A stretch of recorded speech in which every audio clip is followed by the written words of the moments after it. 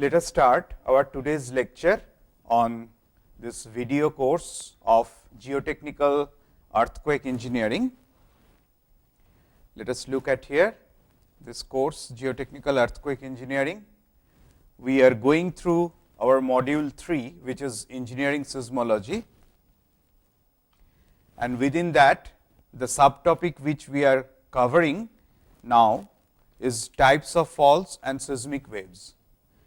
Let us quickly have a recap what we have learned in the previous lecture, like what are the various types of faults. We have seen mainly there are three types of faults. One is called normal fault, where the extensional force or tensile force will be acting between the two blocks. Reverse fault, where the compressive force will act between the two blocks, and strike slip fault, where shear force will act between the two blocks. And also we have connected each one of these type of fault to corresponding plate boundary movement, like normal fault is nothing but connected to divergent type plate boundary movement, reverse fault is connected to convergent type plate boundary movement, whereas strike slip fault is connected to transform type plate boundary movement. We have also seen another type of fault, which is a combination of two, like oblique slip fault, where we can have both vertical movement as well as the horizontal movement between the two blocks. Also we have seen the concept of blind fault or hidden fault. Those fault which will not make any trace on the ground surface are known as blind or hidden faults. Then sequence of events before and after earthquake we have seen. First, tectonic loading of the faults, which will cause the earthquakes. Once earthquake releases energy, then seismic waves travels through the media, then shaking of the ground surface will take place, and finally that creates the structural failure. We have also seen that what are the various types of seismic waves. Major two classification of seismic waves are two types of seismic wave. One is called body wave, another is called surface wave. And body wave also can be subclassified into two categories. One is called primary or P wave, another is called secondary or shear wave or S wave. Whereas surface wave also can be subclassified into two categories. One is called love wave, another is called rally wave. Next, we have seen in the previous lecture what are the basic characteristics of the body waves, and mainly the primary wave and shear wave. So, let us look at the slide. The typical characteristics of primary wave or P wave or compressional wave or longitudinal wave, all are the names of the same type of these waves, which is having a typical crustal velocity of about 6 km per second, and this P wave can travel through all various phases of the media, solid, liquid and gaseous. And behavior of the travel of P wave, we have seen that the particle movement or material movement occurs in the same direction of the wave propagation or wave movement. And behavior is it causes dilation and contraction, that is successive expansion and compression on the earth material through which they pass through, and because of their high crustal velocity they arrive first on any seismogram. And we have also seen whatever be the hypocenter or epicenter on an earth surface during an earthquake, the P waves can travel through all the various phases of the media of the earth surface, but still there will be a certain zone where the P wave cannot arrive, which is called as P wave shadow zone, and it is typically between 103 to 143 degree from if we consider this point as 0 degree. So, on the both side 103 to 143 degree typically. Then we have seen the basic characteristics of the secondary wave or shear wave. Their typical crustal velocity we have seen about 3 kilometer per second, and in this case it causes shearing and stretching of the earth material through which they pass. And one important characteristics of this secondary or shear wave is that they can travel only through solid media. They cannot travel through liquid or gaseous media. That means, as we know, the outer core of the earth's interior is of liquid media. So, it cannot travel through that media. So, the boundary between the mantle and the outer core is called Gutenberg boundary. So, once this secondary wave touches that Gutenberg boundary or Gutenberg discontinuity, immediately the velocity drops down to 0, because it cannot travel through the liquid media of the outer core. And their arrival in the seismograph is second, because of their velocity, which is almost half of the primary wave velocity in the crustal region. And their movement of the particle will be perpendicular to the direction of the movement of the wave. Then we have seen through this slide that when any earthquake occurs at any point on the earth, that earthquake may be recorded by several seismograph stations located all around the world, except few zones which are called as shadow zone. So, for P wave we have seen the typical shadow zone about 103 to 143 degree or 105 to 140 degree, typical ranges these are. Whereas, for S wave we have seen the entire shadow zone is this from 103 or 105 degree to another side 103 or 105 degree, considering this as the 0 point. So, only the seismographs which are located at this part of the world, for this earthquake they will be able to record both P wave and S wave, whereas the seismographs located in this part of the world cannot record any wave of this earthquake, and the seismographs located at this part of the world will record only P wave. They cannot record S wave because they are in the S wave shadow zone. So, that way different seismographs located all around the world can record a particular type of earthquake wherever it is occurring, whether it is occurring in a deep ocean or in a desert where human population is not present. Still, the travel of this seismic wave make us to characterize and find out where this earthquake epicenter is occurring. So, we will see how to use this information for the determination of earthquake epicenter. So, in today's lecture, let us see what are the further progresses we can do in this topic. So, if you look at here, the variation of P wave and S wave velocities within the earth's surface can be shown through this slide. In this slide, if you look at the earth's interior, a section of earth's interior is taken over here. This very thin layer is nothing but earth's crust, followed by a mantle, followed by outer core and then inner core. Now, if we look at the boundary between this crust and mantle, this boundary is called M discontinuity, or the full name is Mohorovičić discontinuity. So, the discontinuity or the boundary between the crust and mantle is known as Mohorovičić discontinuity or M discontinuity, and the boundary between mantle and the outer core is known as G discontinuity or Gutenberg discontinuity. This we have discussed just few minutes back in the case of secondary wave or shear wave, when we were discussing the characteristics of S wave.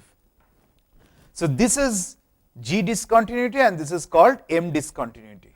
Now, if we look at the typical velocity of this P wave and S wave in the various layers of the earth, you can see this is the variation of the earth's interior from the ground surface, and this is the typical velocity in the unit of kilometer per second.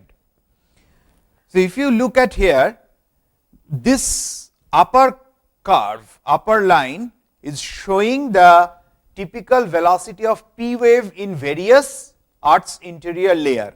So, where it is starting, if you look at here, it is typically starting in the range of about 6 kilometer per second. So, that is the typical crustal velocity of P wave, as we have already mentioned. So, this value, that is P wave is having a typical velocity of 6 kilometer per second at crust level only. So, you should not consider that this is the velocity of P wave throughout any media. So, as the media changes, its velocity will also change. So, crustal velocity is about 6 kilometer per second, and this velocity of P wave keep on increasing as we go deeper and deeper in the earth's layer. And whenever there is a discontinuity here, there is a little jerk in this curve, as you can see. After that, again a smooth line. Then again, when it reaches this boundary of G discontinuity or Gutenberg discontinuity between mantle and outer core, there is again a drop in the velocity of P wave. Further it increases, and when it reaches another boundary of outer core and inner core, there is again another jump in the P wave, and then again it continues. So, this is the typical range, which varies from, if you see from here, about 6 kilometer per second to it reaches almost close to about 13.5 kilometer per second highest value in this region of mantle, and in inner core it reaches about 11 kilometer per second. These are typical values of P waves in various media. Now, if we look at the lower line, this lower curve, you will see this is the curve for S wave velocity. S wave or shear wave velocity at crustal level is almost half of that P wave velocity, as we have already mentioned. What is the typical value? Typical value is 3 kilometer per second for the S wave in crustal level, and it again increases as we go deeper. Why it increases? Because the media from crust to mantle is becoming heavy. That means, its unit weight or density increases. We will talk about that very soon in the next figure. So, whenever it reaches the boundary, there will be a jerk, then again it follows a smooth increase in the layer, particular layer. And if you look at here, that is when it reaches the boundary of mantle and outer core, that is Gutenberg discontinuity, the velocity drops to 0, because further it cannot travel, as this outer core is of liquid media. That is why it has to go to 0. So, typical S wave velocity reaches from 3 kilometer per second to about 5 kilometer per second. This is the typical ranges of S wave within the earth's interior, that is crust and mantle level. Remember, this is not, I am talking about the shallow soil layer, that we will come later on. This is only the earth's interior velocity for the P wave and S wave. Now, if we look at the variation of the density of the earth's interior with this distance, we will see this density unit of gram per cc. At ground surface or at crustal level, this is the earth's density.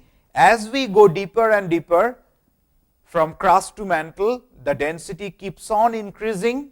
It reaches about close to a value of 5 gram per cc over here, if you consider this as 14, and it further increases drastically when it reaches this boundary of mantle and outer core. So, though this outer core is of liquid media, but it is a very thick or heavy liquid which is having a very high density, you can see over here. But its state is, it is a molten state. So, all the heavy metals are in molten state in this region. So, that is why though it is in the liquid form, but still its density is pretty high. And when it reaches the boundary of this outer core and inner core, again there is a sharp increase in the density, which reaches about this 14 gram per cc, that range. So, this value is automatically, we have seen earlier, the inner core is the heaviest part of the earth, that is earth's entire weight is mostly concentrated at the earth's core, which is known to us. So, which is justified through this variation of the density, which we can see from this slide. Clear? Now, let us come to surface waves, that is the next major classification of the seismic waves. After body waves, we are now discussing about surface waves. As the name suggests, as I told earlier also, the surface waves travel just below or along the ground surface. That is the reason why they are called surface waves, because they have to very close to the ground surface. And they are much slower than the body waves, but their behavior is rolling and side to side movement. And these surface waves are specially damaging to the buildings, because all our superstructure, those are constructed on or above ground surface, they will be mostly affected by this surface wave. So, that is why surface wave, because of their travel behavior, they are most damaging to our civil engineering structures. And if we look at various layers over here, you can see focus of the earthquake, if it is very close to the ground surface, all the seismic wave travels through various layers. So, whenever it starts traveling within the body of the earth, that those are called body waves like P wave, S wave, etc. And when they travel close to the ground surface, they are nothing but the surface waves. Now, two major or most common types of surface waves which we can see, that one type of motion will be side to side motion. That is, if you look at this picture over here, this direction is showing the direction of surface wave propagation, that is, wave travels in this direction, but the movement of the particles, if you look at it, it will be perpendicular to this direction, which is similar to the S wave movement. But in addition to that, if you look at various buildings, their side to side motion can be observed over here. So, it is written that side to side swaying of the objects on earth's surface is opposite to the wave motion. And another type of surface wave, we will come to the name, actually this type of surface wave is commonly known as love wave, and this is another type of surface wave which will create up and down type rolling motion. What does it mean? If we look at the ground profile over here, this is the direction of surface wave propagation, this is the direction of movement of the wave, but your particles moves in this rolling fashion up and down, as you can see over here. So, this creates like a wavy ground phenomena. So, if your structures are constructed on top of this ground, they also will form a rolling motion like this. So, seismic rolling motion is, that is why another important area of research for earthquake engineers, especially the structural engineers, those who are concerned not only about the translational accelerations, but also the rotational acceleration. This is the major reason. As you can see over here, rotational acceleration is also very significant or quite damaging to the structures which are mostly reflected by this type of surface wave, which is Rayleigh wave, Rayleigh type of surface wave. So, let us look at about the characteristics of these various surface waves. First, we will talk here about Rayleigh waves. Just now we have seen in the picture, this is the behavior of the Rayleigh wave, that is the rolling motion of the particles, up and down rolling motion. This is the direction of surface wave propagation. So, typical velocity of Rayleigh wave is considered to be about 90% of that shear wave or secondary wave.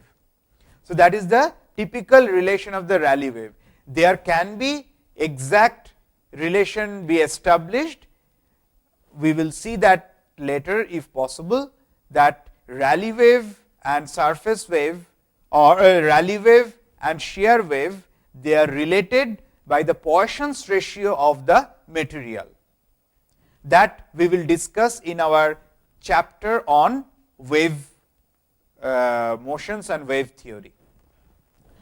So, from that relationship, one can easily say that a typical Rayleigh wave velocity will be about 0.9 times that of the shear wave or secondary wave. And what is its behavior? We have seen just now, it causes vertical together with back and forth horizontal motion because of this rolling nature.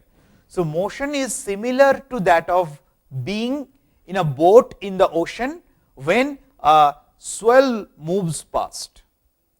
So, whenever there is a wavy motion in the ocean, if you travel that time in a boat, whatever will be the feeling at that situation, the same thing will be felt when an earthquake strikes and Rayleigh waves travels through your site or where you are located, then you will feel almost the similar feeling because of the travel of the Rayleigh wave. And their arrival is, they usually arrive last on the seismograph. So, their velocity is the lowest among all the 4 types of waves, that is P wave, S wave, love wave and Rayleigh wave. That is the reason why they reach last in the seismograph. But if you look at the value of the velocity, it is just 90% of the shear wave velocity or 0.9 times. So, what we can say in the seismogram, what we are getting finally from the seismograph, there will be hardly any time lag between the occurrence or arrival of shear wave and these surface waves, that is love wave and Rayleigh wave, because you remember in between there can be a love wave also. So, let us now look at the characteristics of love waves.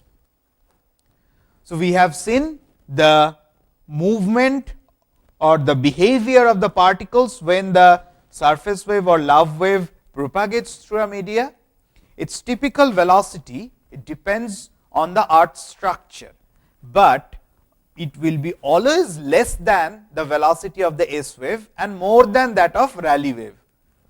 So, you can say it is something in between the little less than the shear wave velocity to little more than 0.9 times of shear wave velocity. So, that is the range. So, you can see this velocity of shear wave, love wave and Rayleigh wave are pretty close to each other, and its behavior is causes shearing motion, that is horizontal, similar to the S wave, and their arrival is usually they arrive in the seismograph after the shear wave, but before the Rayleigh wave. So, as we have already discussed about the body waves, the primary wave or compressional wave, we have mentioned already that it will pass through a successive contraction and expansion in the particles through which, or the media through which they travel through.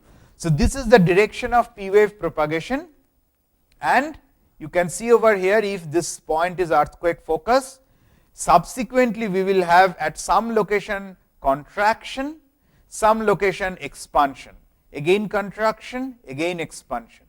So, that is the typical behavior of the media which it will subjected to when a P wave passes through that media.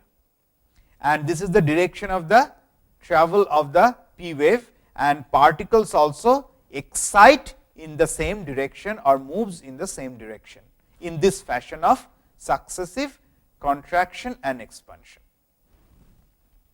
Whereas for secondary wave, if this is the point of earthquake focus and this is the direction of S wave propagation, it will be similar to behavior of like a, if you vibrate or shake a rope, the way the rope wave is getting propagated, the S wave also propagates in the same fashion. So, its direction of movement of S wave is in this direction, but the particles moves perpendicular to that. So, some particle goes in this direction, some particle comes in this direction. So, that way in zigzag fashion, but perpendicular to the movement direction of the S wave, the particles move.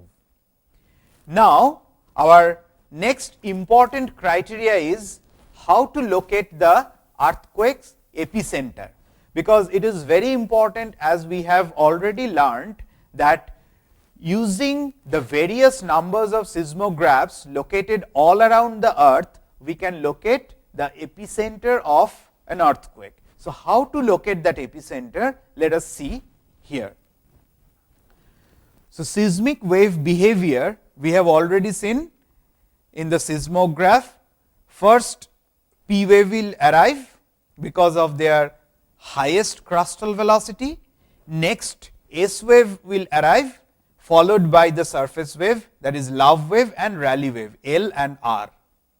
So, after an earthquake, the difference in arrival times, that is the first time when they arrive in your seismograph, at a seismograph station, that can be used to calculate the distance from the seismograph station to the earthquake epicenter.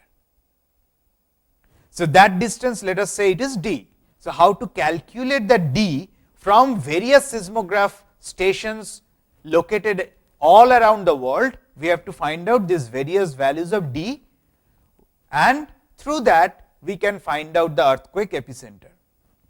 So, this is a typical picture of a seismogram. We have already seen initially there will be some small jerks like this, which is nothing but background noise. Now, when there is a subsequent amount of displacement in your or observation you record in your seismogram, that shows that some earthquake has occurred and P wave has arrived. So, if some wave has arrived, it definitely shows in a seismograph station that it has to be P wave, right. We have already seen. It is not that only S wave can come first. There is no such shadow zone where P wave is not present, but S wave is present, right. So, P wave must come if something is coming, otherwise nothing will come.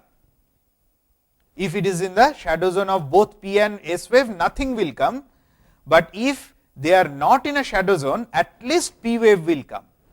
And after the P wave dies down, there will be again another large amount of peaks will arrive in your seismogram, that will demarcate that S wave has come.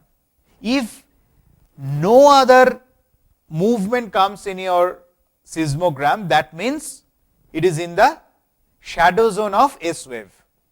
And if it is shadow zone of S wave, definitely it automatically says no surface wave also will come, because we have seen both love wave and Rayleigh wave, that is surface waves, are nothing but derivatives of S wave typically. So, that is why if S wave is not coming, L and R wave also will not come. So, only in that case we can say it is in the shadow zone of S wave. So, it recorded only P wave. But if these spikes comes, that means they are not in the shadow zone of either P or S wave. So, then we can have this from the paper which we get as an output from that seismograph recording station. From the seismogram we get this time, which is the starting or arrival time of the P wave. We also can obtain this starting time of S wave. So, this time minus this time gives us the difference of time between the arrival of S and P wave, and automatically later on you will find arrival of love wave and arrival of Rayleigh wave. Truly speaking, this arrival time of S wave, love wave and Rayleigh wave, it is very difficult most of the time to separate out or to observe distinctly. Why? Because as I have mentioned, their velocities are very close to the S wave velocity. So, it will keep on jerking over here. So, it will be difficult in many cases unless it travels a much longer distance, so that at least we can identify this difference of time between arrival of love wave and S wave. Next, how to calculate the distance from that seismograph station to an possible epicenter. So, if the average speed for all these waves are known, then use this formula of S minus P, that is arrival time of shear wave minus arrival time of P wave, that time formula method. This is the method to compute the distance between a recording station to that event where the earthquake has occurred. So, the time is nothing but distance by velocity, as we all know. So, P wave is having a velocity say Vp in the crustal region, S wave is having a velocity Vs in the crustal region, and obviously this Vs is less than Vp, as we already know. Now, both originate at the same place, that is the hypocenter, and they travel the same distance d, but the S wave will take more time than P wave because of their lower velocity than Vp. So, the time required for the S wave to travel a distance d can be calculated as Ts, which is nothing but the distance d by the velocity of shear wave Vs, and the time for P wave to travel at a distance d is nothing but Tp is d by that velocity of primary wave or P wave Vp, right. So, what is the time difference which we have observed in the seismograph station? That is Ts minus Tp. Ts will be larger time because it comes later. So, Ts minus Tp is nothing but, if we put these two expressions, d by Vs minus d by Vp. So, d if we take common, 1 by Vs minus 1 by Vp. So, now if we solve for this d which needs to be obtained, so that distance d can be calculated as, after solving, Vp Vs by Vp minus Vs into that Ts minus Tp. Now, in this case, what are the things known to us? On the right hand side, every parameter is known to us, because Ts is known from our seismograph record, Tp is known from the seismograph record, Vp and Vs in the crustal level are known. So, we can compute the value of d. So, this is the way you can find out the typical epicentral distance from a particular seismograph station. Now, another method is there which is called seismic travel time curve method. So, if the speeds of the seismic waves are not known, see, in the earlier case we have assumed that seismic wave velocity of shear and primary wave are known to us, but if it is not known, so where this method will be applicable? If I ask you, what we have mentioned, that Vp is about 6 km per second for crustal velocity, Vs is crustal velocity is 3 km per second. That means, if we have a shallow earthquake which occurs within few kilometers from the ground surface, that is within the crustal plate or crustal region of the ground or earth's interior, then we can use this formula of, or then we can use the values of Vp and Vs as 6 and 3 km per second, the typical values of crustal velocity. But if the earthquake is a deep earthquake as per its depth, the hypocenter, or even intermediate one, then it has to travel not only through the crust, but also through the mantle. And we have seen there is a certain change or jerk, and the velocity in mantle changes. So, we do not know how far it has travelled in the thickness of mantle and crust. So, in that case, where we do not know about the velocity of this Vp and Vs, in that case the seismic travel time curve method, which I am showing here, will be applicable. So, use this travel time curve for that region to get a particular distance. So, this is a graphical method, as the name suggests. As you can see over here, this is the distance travelled from earthquake epicenter and time elapsed after the start of the earthquake in the unit of minutes. Now, let us say all over the world there are various seismogram data which we have collected for a particular earthquake. Now, look at their values of arrival time between P wave and S wave. So, you will find that some station the arrival time difference is, say, for example, as it is shown over here, say 3 minutes. In some station, say it is 8 minutes, some station it is 11 minutes. What does it mean? It means the 3-minute seismogram is located nearest to the epicenter, 8-minute interval where we got that is located intermediately, and the 11-minute interval where we got that is located farthest from the earthquake hypocenter or epicenter. So, try to put those seismogram data in this graph by proper orientation and distance, so that where they will form a band like this, that gives you a proper estimation of the distance. So, it is a shifting or trial and error procedure by which shifting these different lines on this curve, you can get the typical distance. So, what it says, you have to measure the time between P and S wave on the seismograms, various seismograms recorded all over the world, and use this travel time graph method to get the distance of the epicenter like this. Fine. So, this is another way how to find out the typical distance, and once you put it, you will get definitely from the curve what are the typical distance of the epicentral point from that seismogram station. Let us come to another method. This is the most popular method to find out the earthquake epicenter, which is called 3-circle method. What is 3-circle method? The 3-circle method, the steps are like this.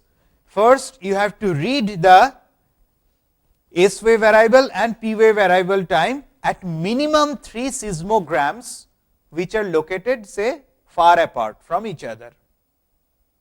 That means, all over the world, you have to select minimum 3 seismograph stations where reliable data has been recorded for both P wave as well as for S wave, and get the time difference of arrival of that P and S wave from those 3 minimum seismogram stations.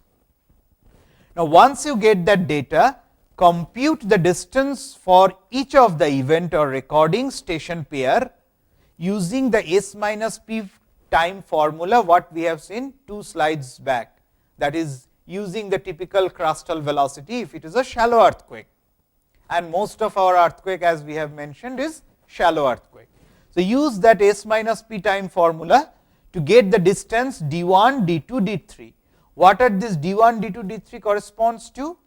d1 corresponds to the distance calculated from the seismograph station number 1. d2 is the distance calculated using the data from seismograph station number 2, and d3 is the distance calculated from seismograph station number 3. Now, once you get this distance, what you can do? Draw each circle of the radius of this di on the map. So, you take a map. Now, on this map, the location of your seismogram stations are known. That means, their latitude and longitudes are known to you. You know where you have located your seismogram stations. So, plot those latitude, longitude, put a north direction in the map, whatever way we plot. So, plot it in that fashion, and then draw a circle of that individual di from corresponding seismograph station. That means, from seismograph station 1, you have to draw a circle with a radius of d1. Why? Because this seismogram station, whatever earthquake excitations it has recorded in its seismograph, it shows that epicenter is at a distance of d1 from this point. Now, in which direction we do not know. That is the reason why we have drawn a circle. Okay? But we know the distance, but in which direction, whether it is in the west, in the east, in the north, in the south, we do not know. So, that is the reason you have to draw a circle at a distance of d1. So, on any point that earthquake epicenter is possible, as far as this distance d1 is concerned. Okay? Similarly, for the station 2, you have already calculated that epicenter is located at a distance of d2. So, draw a circle of radius d2 from that seismograph station point number 2. So, the epicenter is located at a distance d2, but again we do not know in which direction. So, that is the reason we have drawn the circle.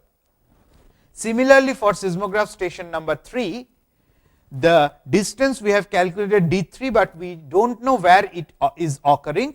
So, we have drawn a circle with a radius of that distance d3. Now, wherever this 3 circle meets at a point, that is nothing but the earthquake's epicenter, right?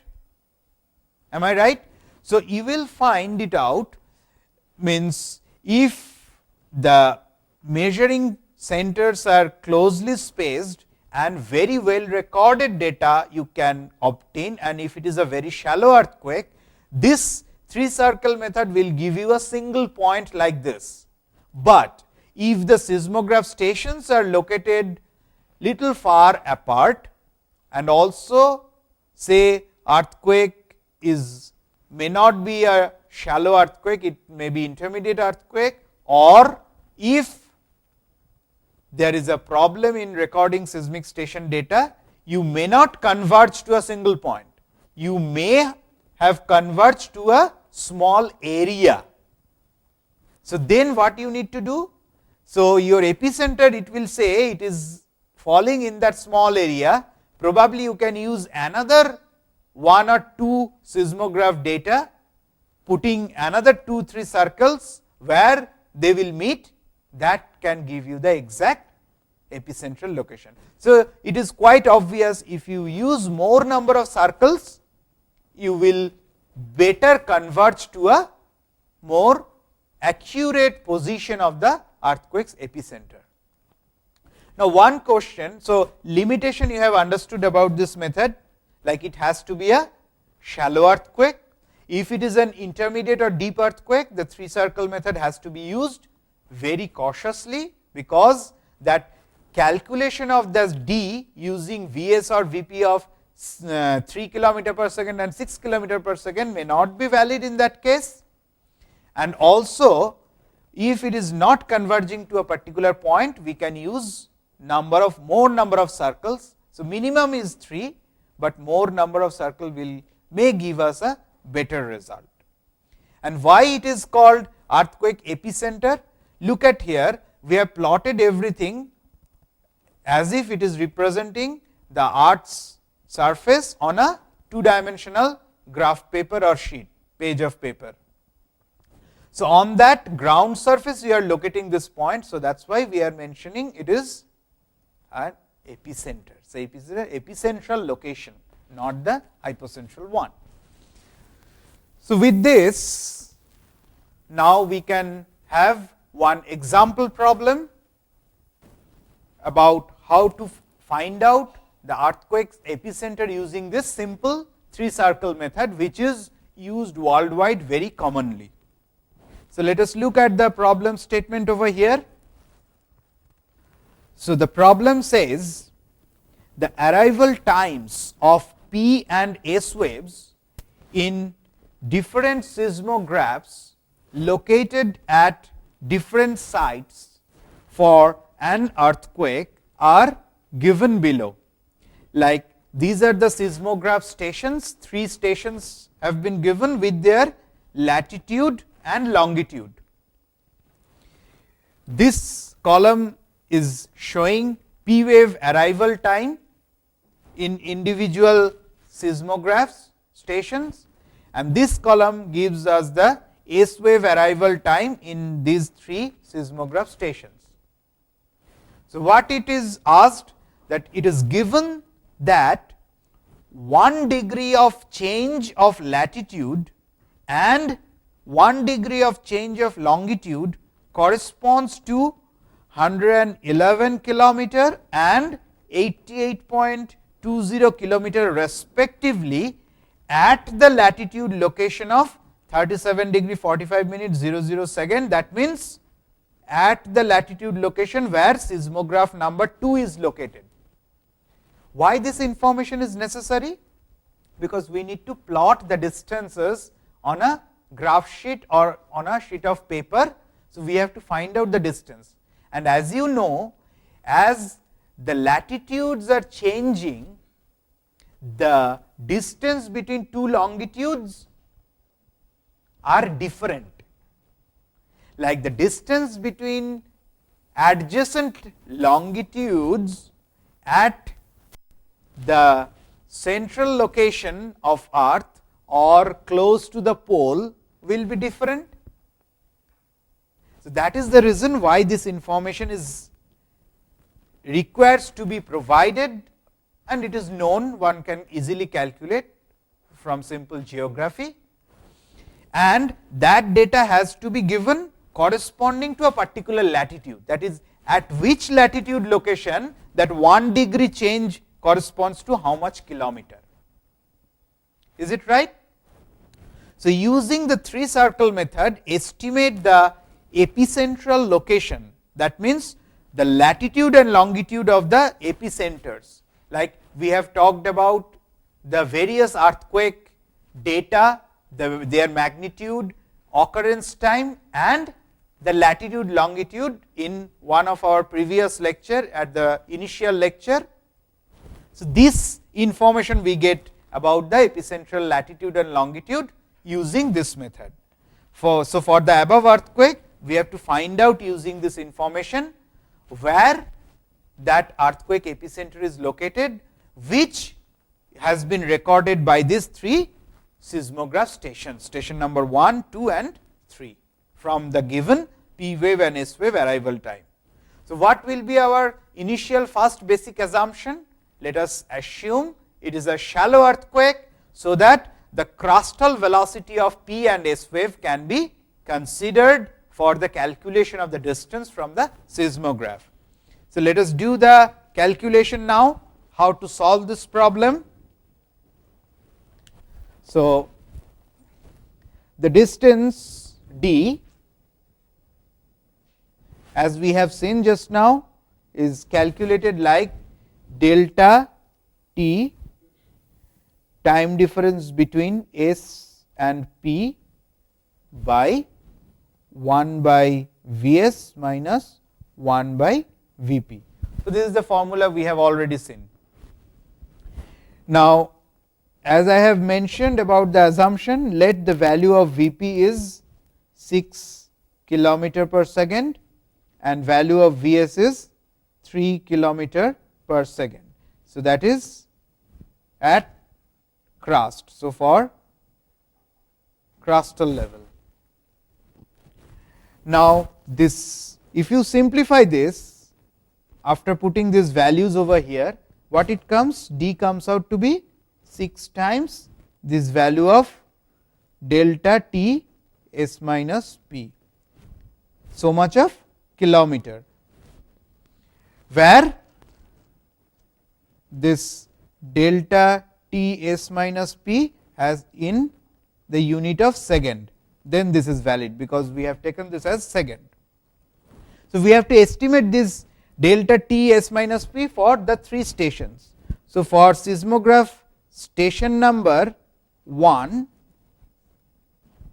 what is the value of this delta T s minus p?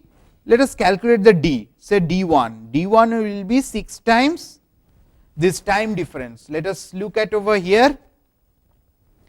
The time difference will be, this arrival time is 5 hour 35 minute 27.81 second. This is 5 hour 35 minute 19.84 second. So, in the second unit, the difference is 27.81 minus 19.84.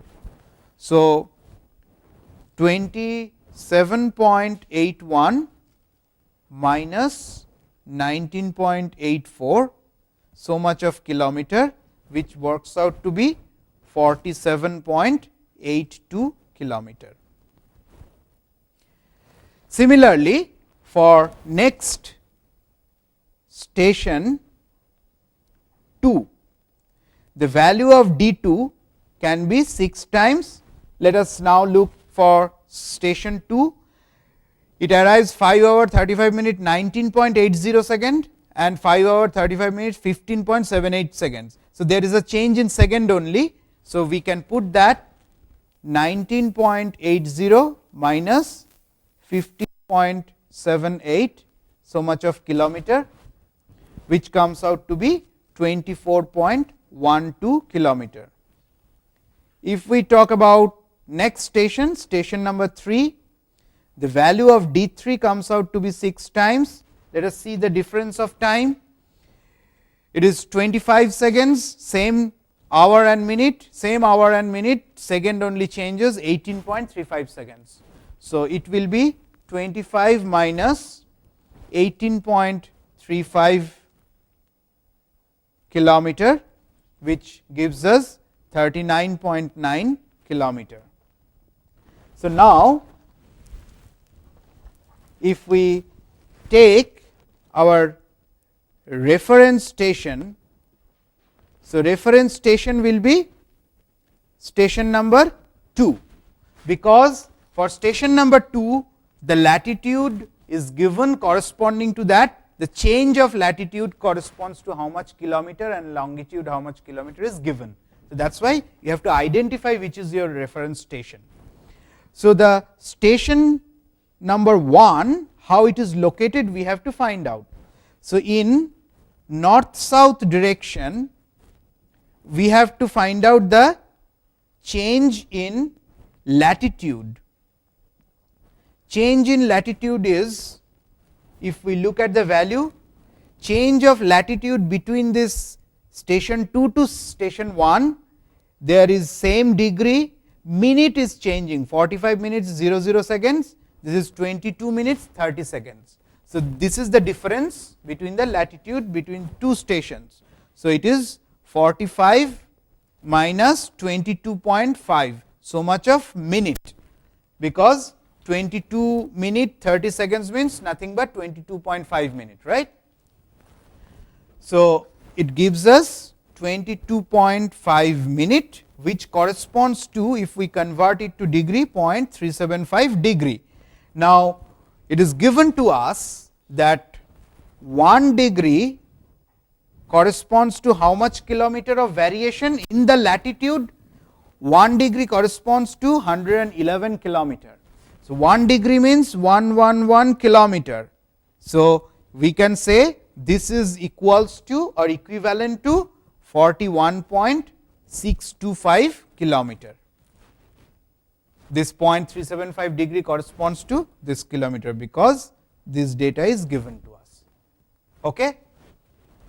Next, we have to see the longitude change. So, now in east west direction, that is in the longitudinal change direction, we have to find out what is the change.